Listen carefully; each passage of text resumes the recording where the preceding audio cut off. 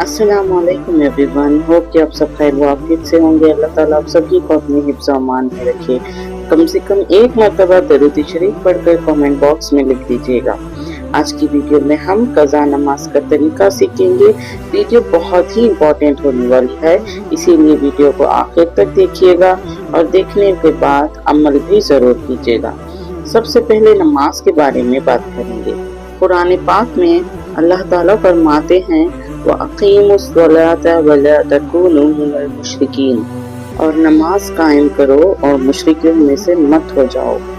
हज़रत जाबिर रज़ी अल्लाह ताला अन्हु से मरवी एक और रिवायत है कि रसूल अल्लाह सल्लल्लाहु अलैहि वसल्लम ने फरमाया ये कि बंदे और उसके कुफ्र के दरमियान फर्क नमाज का छोड़ना है। इससे आप अंदाज़ा लगा लें कि नमाज कितना इम्पोर्टेंट है।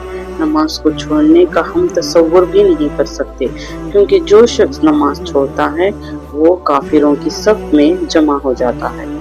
यानी कोई शख्स जानबूझकर नमाज छोड़े यानी अपनी नमाज कज़ा कर दे।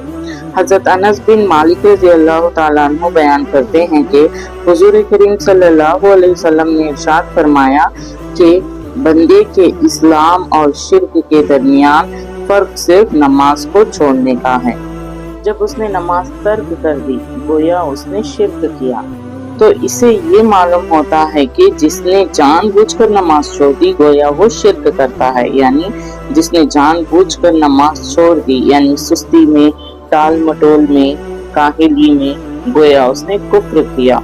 तो देखिए ये कोई मामूली जुर्म नहीं है, और जिस मुसलमान के पास ये हदीस पहुंच जाए वो नमाज कज़ा करने का सोच भी नहीं सकता।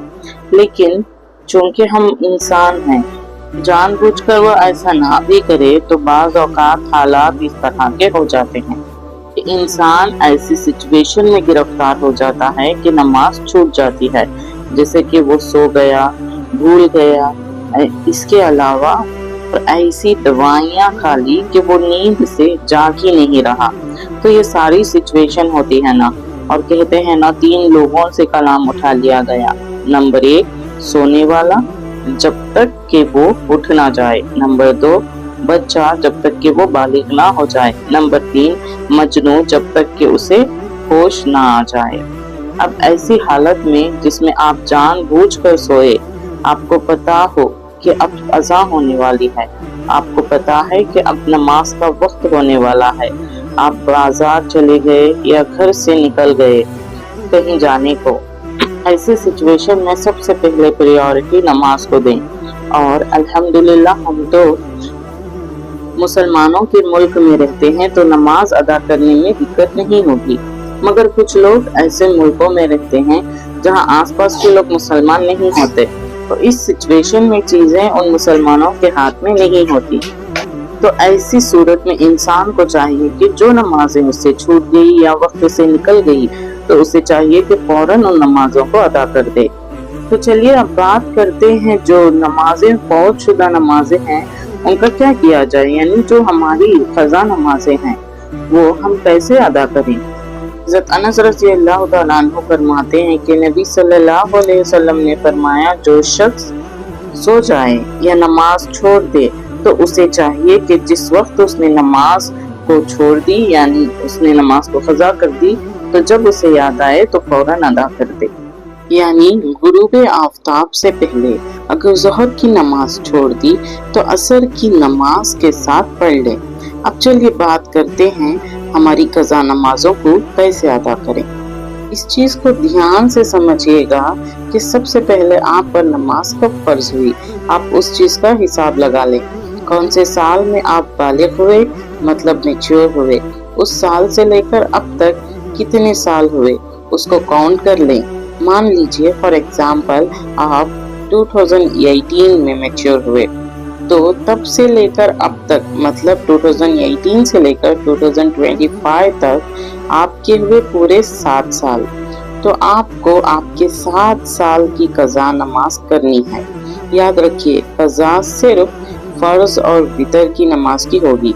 इस हिसाब से 20 रकात क़ज़ा आपके ऊपर अदा करनी होगी। यानी 20 रकात का मतलब ये है कि आपके 7 सालों में मतलब 2018 से लेकर 25 तक आपके हो गए 7 साल, और आपको 7 सालों की कज़ा नमाज अदा करनी होगी। 7 सालों की कज़ा नमाज यानी एक दिन की 20 रकात आप पर फर्ज हो गई। वो 20 रकात कैसे हो गई यह भी मैं आपको बताती हूँ।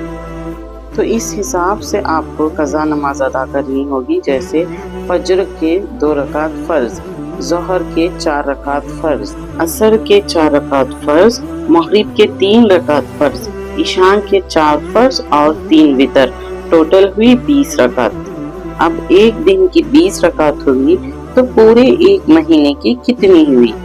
तो अब आप यहाँ पर 20 को 30 से मल्टीप्लाई करें। जैसे 20 को 30 से आप मल्टीप्लाई करेंगे, यानी 20 रकात को 30 दिन से मल्टीप्लाई करेंगे तो आपको 600 रकात मिलेंगी।